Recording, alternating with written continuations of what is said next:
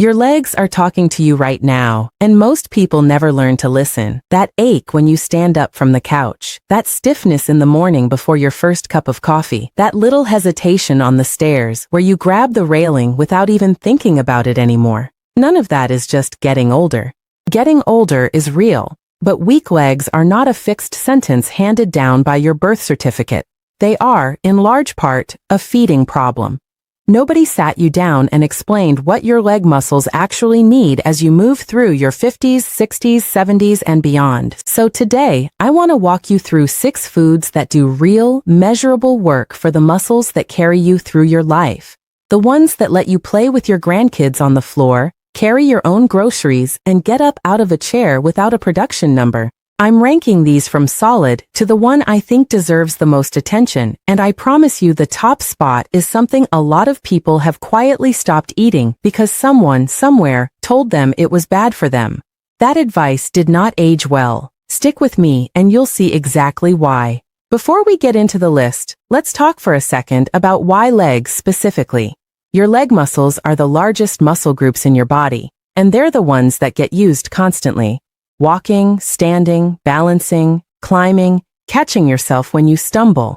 Because they're used so often, they're also the first to show the effects of nutritional gaps. When your body isn't getting enough of the raw materials for muscle repair, it doesn't wait for your arms to fail first. Your legs go first because they're doing the most work with the least reserve. That's the piece almost nobody explains clearly. It's not that your legs are more fragile. It's that they're your hardest working muscles, so they're the ones that show wear the soonest. There's a second reason legs matter so much beyond just the muscle itself. Leg strength is one of the strongest predictors doctors have for how independently someone will be living 5 or 10 years down the road. Not grip strength, not how many words someone remembers on a memory test. Leg strength. The ability to rise from a chair without using your hands, the speed at which someone can walk across a room. These are the measurements that show up again and again in research on aging because they capture something real about how the whole body is holding up. So when we talk about feeding your legs, we're really talking about feeding your independence. Here's the shift I want you to make before we go any further. Stop thinking about muscle loss as something that just happens to you and start thinking about it as something your body is actively trying to prevent if you give it what it needs. Muscle tissue is not static. It's being broken down and rebuilt constantly your whole life in a process your body runs in the background without asking your permission. The question isn't whether that process is happening, it's whether you're supplying the materials it needs to lean toward rebuilding instead of breaking down. That's what food does here. Not a magic fix, not a supplement gimmick, just giving your body what it's already asking for. I want to walk through 6 foods that show up again and again in the research on this topic, and I'm going to explain not just what they are, but why they actually do something, because I think that's the part usually missing. Anyone can hand you a list. What's harder to find is someone willing to explain the mechanism behind it, so you're not just following instructions blindly, you actually understand what's happening inside your own body when you eat these things. Let's start the list. Coming in at number 6 is one that surprises people every time I bring it up. Eggs. For decades, a lot of us were told to treat eggs with suspicion. Watch the cholesterol, skip the yolk, stick to egg whites if you're going to eat them at all. That advice has shifted a lot in more recent nutrition science. And for older adults specifically, eggs turn out to be one of the more useful everyday foods you can reach for. Here's why. Eggs contain a rich supply of a compound called leucine, which is one of the amino acids your body relies on most heavily to trigger muscle repair. Think of leucine as a signal flare. When it shows up in your bloodstream after a meal, it tells your muscle tissue, repair mode, now. As people get older, muscles tend to need a bigger signal to get that same response. Researchers sometimes describe this as a kind of resistance that builds up over the decades. A stronger leucine source, like eggs, can help push through that resistance more reliably than a weaker protein source would. What that actually means in practice, eating 2 or 3 whole eggs gives your body a concentrated, well-absorbed protein signal in one sitting, rather than a trickle you'd get from thinner sources of protein spread across the day. And there's more happening in that yolk than most people realize. The yolk carries choline, vitamin D, and fat-soluble compounds that support the membranes surrounding your muscle cells, the outer layer that helps those cells hold onto nutrients and function properly. Skipping the yolk and eating only the white removes most of what makes the egg useful for this particular purpose. It's a bit like buying a car and leaving the engine at the shop. You'll have something, but not the part that actually does the work.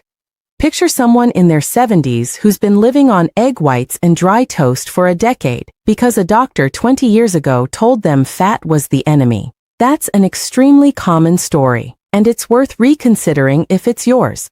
A simple shift: 2 to 3 whole eggs most mornings, cooked gently rather than blasted at high heat, ideally with a small amount of good fat like olive oil, is a low-effort way to start closing that gap. A quick note on how you cook them, because this actually matters more than people assume. High dry heat can degrade some of the more delicate compounds in the yolk. Gentle heat, a soft scramble over low flame, or eggs poached rather than fried at high temperature, tends to preserve more of what makes the egg worth eating in the first place. It's a small adjustment, but it's the kind of small adjustment that adds up across hundreds of breakfasts a year. Number 5. Wild-caught salmon or any other cold water fatty fish if salmon isn't your thing. Sardines, mackerel, and trout all do similar work. If your legs feel heavy for no clear reason, or they ache in a way that seems disconnected from anything you actually did that day, low-grade inflammation is often part of that picture. Inflammation isn't inherently bad. It's part of how your body responds to injury and stress, but when it runs at a low simmer for years without resolving, it starts to interfere with muscle tissue instead of protecting it. The compounds that matter here are omega-3 fatty acids, specifically EPA and DHA, which fatty fish are one of the richest natural sources of. Picture chronic inflammation like a small fire that never quite goes out. It doesn't burn the house down overnight, but over years it chars the structure around it. Omega-3s act like a fire suppressant for that slow-burning process, helping to calm the inflammatory signals your body produces more of as you get older. Here's what that means for your legs specifically. Less background inflammation tends to mean less of that heavy, achy, stiff feeling, and research on omega-3 intake in older adults has generally pointed toward better muscle protein handling when omega-3 levels are adequate compared to when they're low. There's a second piece worth knowing. Fatty fish is also one of the few strong food sources of vitamin D, and vitamin D deficiency is remarkably common in older adults. Your skin becomes less efficient at producing it from sunlight as you age, which means diet starts to matter more, not less. Low vitamin D has been linked in multiple studies to muscle weakness, poorer balance, and a higher risk of the kind of age-related muscle loss doctors call sarcopenia. Eating fatty fish 2 or 3 times a week is a realistic way to close that gap without relying purely on a supplement bottle. One note on sourcing. Wild-caught fish tends to have a meaningfully better ratio of omega-3 to omega-6 fats compared to most farmed fish, so if you have the choice, it's worth paying attention to the label. And if fresh fish isn't practical for your budget or your area, canned sardines or canned salmon with the bones in are genuinely solid alternatives. The nutrient profile holds up better than people expect, and it's often the more affordable option anyway. There's one more angle to fatty fish worth mentioning, and it connects to something we'll come back to later on this list. Fish provides a small amount of vitamin K2, which works alongside vitamin D to help direct calcium to where your body actually wants it, into bone rather than into soft tissue where it doesn't belong. That's a slightly separate conversation from muscle strength directly, but bone and muscle health are so intertwined in older adults that it's worth having on your radar as a bonus, not just a footnote. Number 4, leafy greens, spinach, kale, arugula, Swiss chard, any of them.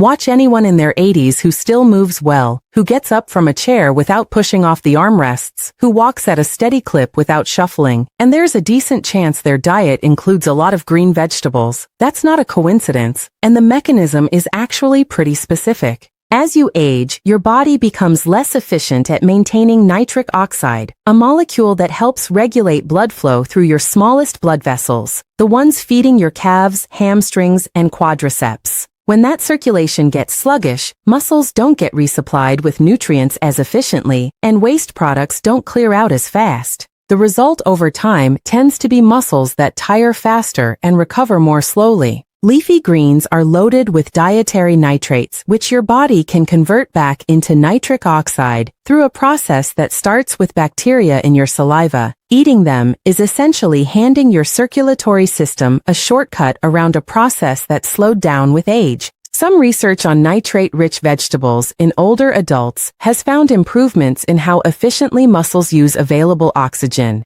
Not bigger muscles necessarily, just muscles that run a little more efficiently on the fuel they're already getting. Think of it as cleaning out a fuel line rather than installing a bigger engine. There's also the magnesium angle. Leafy greens are a solid source of magnesium, and a lot of older adults run low on it without realizing that's what's behind their nighttime leg cramps, or that restless, seizing feeling in their calves.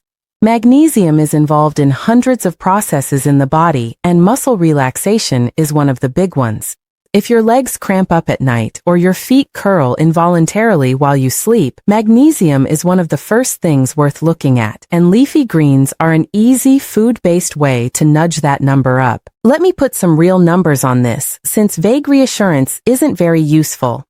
A single cup of cooked spinach delivers a meaningful chunk of your daily magnesium target in one serving.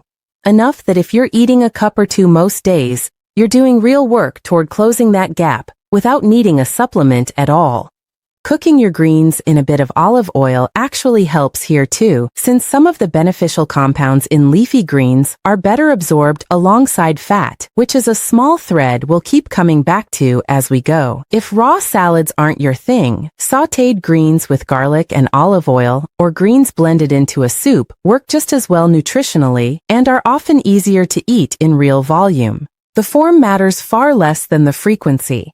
Now we're at number 3, and this one tends to get dismissed as a diet food rather than what it actually is: full-fat Greek yogurt. A lot of people think of yogurt as something you eat when you're trying to be careful about calories. What gets missed is that a serving of plain full-fat Greek yogurt delivers a substantial amount of high-quality protein, somewhere in the range of 15 to 20 grams per cup, depending on the brand, along with a strong mix of the specific amino acids your muscles use most directly. There are two things happening here, and it's worth separating them. The first is the protein itself, which is what scientists call highly bioavailable, meaning your body absorbs and uses it efficiently, without much waste. The second, and the part fewer people know about, is that Greek yogurt with live active cultures supports your gut microbiome. And there's a growing body of research connecting gut health to muscle health in older adults, sometimes called the gut-muscle connection. Here's what that actually means. Your gut isn't just breaking food down. It's playing a role in how much of the nutrition in that food actually becomes available to your muscles. As people age, gut microbiome diversity tends to decline, and that decline has been associated with lower muscle mass and slower recovery from physical activity in the research that's looked at it. Probiotic-rich foods like yogurt are one practical way to support that diversity. Timing matters a little here too, though it's not something to stress over.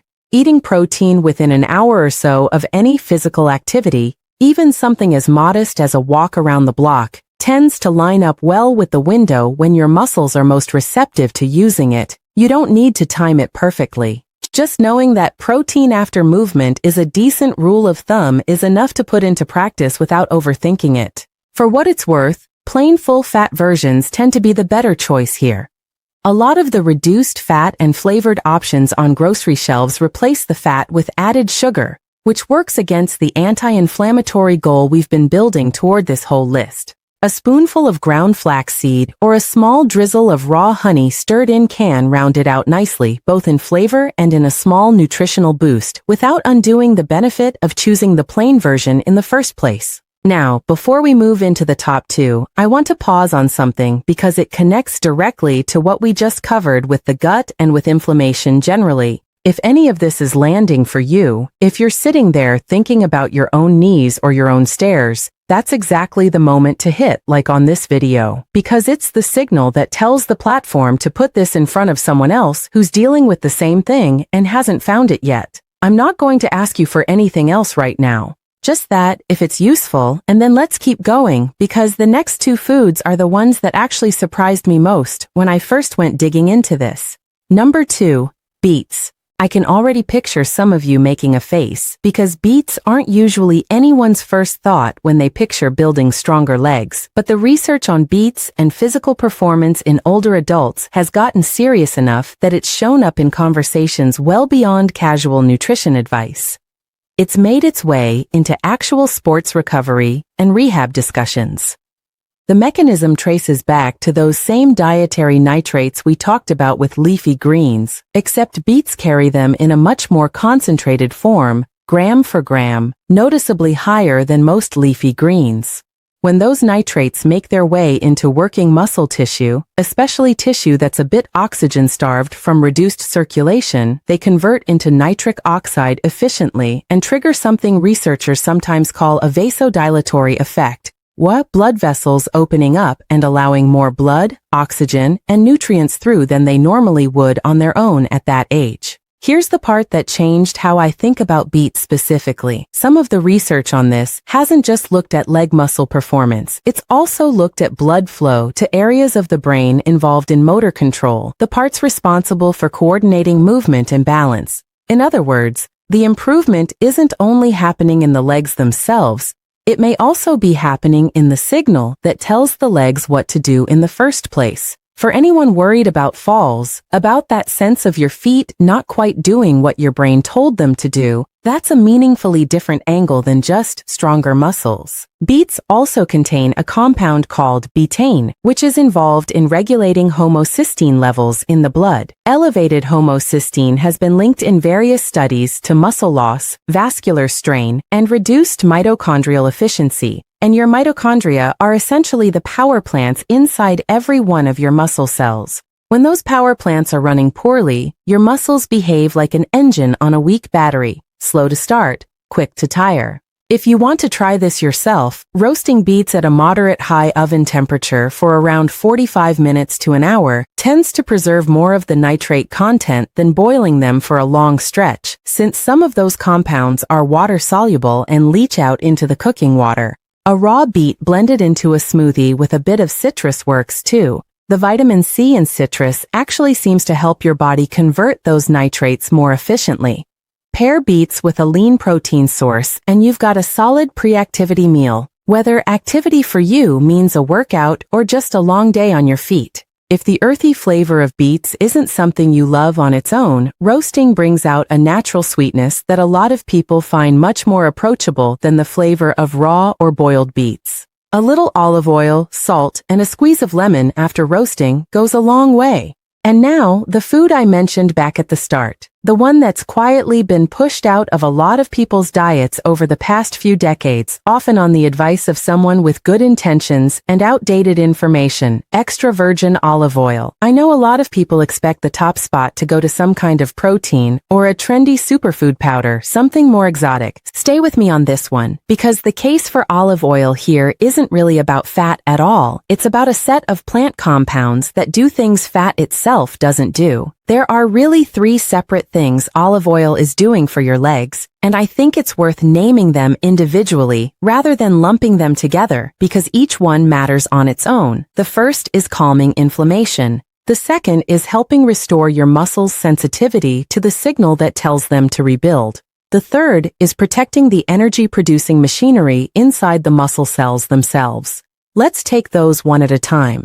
Extra virgin olive oil contains a compound called oleocanthal, a polyphenol that has a mechanism of action that's been compared to ibuprofen. It works on some of the same inflammatory pathways that over-the-counter anti-inflammatory medications target. The difference is that it does this through food. without the stomach lining risks or kidney strain that come with long-term reliance on anti-inflammatory drugs. For older adults who are often taking those medications regularly for joint or muscle pain, that's a distinction worth paying attention to. That's the first piece, inflammation. The second piece is where things get more interesting. Olive oil contains dozens of distinct polyphenols, and some of them appear to directly activate a cellular pathway involved in muscle protein synthesis. The same general pathway that gets triggered by resistance exercise or by amino acids like the leucine we talked about back in the eggs section. What's notable is that these compounds seem to activate that pathway somewhat independently without requiring you to be exercising or to have elevated hormone levels at that exact moment. As people get older, that pathway naturally becomes less responsive, harder to switch on, and it looks like olive oil polyphenols may help nudge that sensitivity back in the right direction.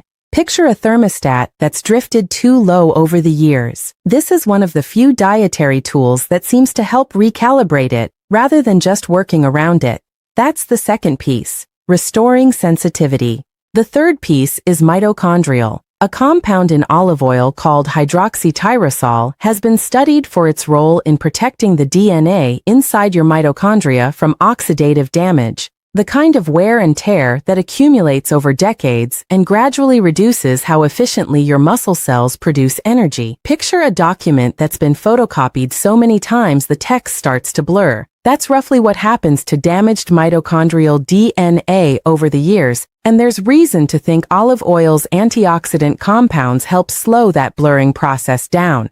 That's the third piece, protecting the power supply. Put those three together, less inflammation, better rebuilding signal, healthier energy production, and you start to see why researchers who study aging and muscle health keep coming back to olive oil as something worth taking seriously rather than treating it as a minor detail of a Mediterranean-style diet. Practically speaking, using extra virgin olive oil as your primary cooking fat for low to medium heat and drizzling it generously over vegetables, eggs, and fish. Several of the other foods on this list, not by accident, gives you a realistic way to work toward a few tablespoons a day. And because the beneficial compounds are fat-soluble, pairing olive oil with the other foods on this list actually helps your body absorb more of what they're offering too. These 6 foods aren't really 6 separate strategies. They work as a system, and olive oil is a lot of what ties that system together. One practical note. Buy it in a dark glass bottle from a producer that lists a harvest date, not just an expiration date. Those polyphenols we've been talking about degrade with light and time. So a bottle that's been sitting on a bright shelf for a year and a half isn't doing the same job a fresher bottle would. If you can find a bottle at a farmer's market or a specialty shop where you can actually see a recent harvest date, it's worth the slightly higher price. The difference between fresh, high polyphenol oil and old faded oil is not a small one. Let's zoom out for a second because I don't want this to just be a list you nod along to and then forget by tomorrow. Muscle tissue doesn't give up on you just because you've had a few birthdays. Your body retains a real capacity to repair and rebuild muscle well into your 80s and beyond. That's not wishful thinking. It's what the research on aging and muscle physiology consistently shows. What changes with age isn't your body's willingness to rebuild, it's whether it's getting the raw materials to do that rebuilding well. That's the whole idea behind this list. If it helps to have it laid out simply, here's the full 6 again, in order. Number 6, eggs, for the leucine and the yolk. Number 5, fatty fish, for the omega-3s and vitamin D. Number 4, leafy greens, for the nitrates and magnesium. Number 3, full-fat Greek yogurt, for the protein and the gut support. Number 2, beets, for the concentrated nitrates and the betaine.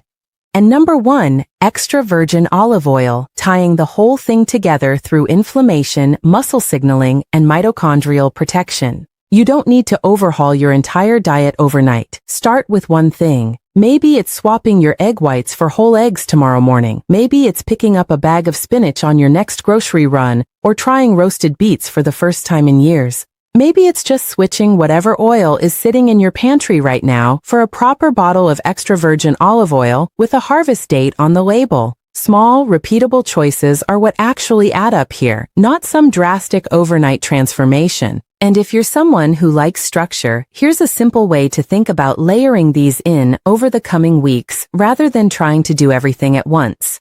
Week 1, focus on breakfast, whole eggs, cooked gently, most mornings. Week 2, add fatty fish twice and leafy greens most days, cooked in a bit of olive oil.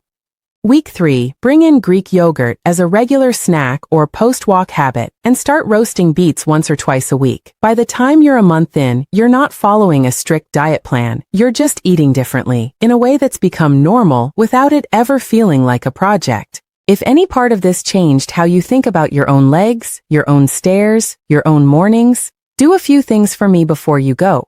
Hit like on this video, since that's genuinely what helps it reach someone else scrolling past who needs to hear it just as much as you did. Subscribe if you haven't, because this isn't a one-off. There's more of this kind of practical, grounded information coming every week, the kind of thing your doctor probably doesn't have 15 unhurried minutes to walk you through in an appointment. And leave a comment. Tell me which of these 6 you're going to try first, or tell me what your legs have been feeling like lately.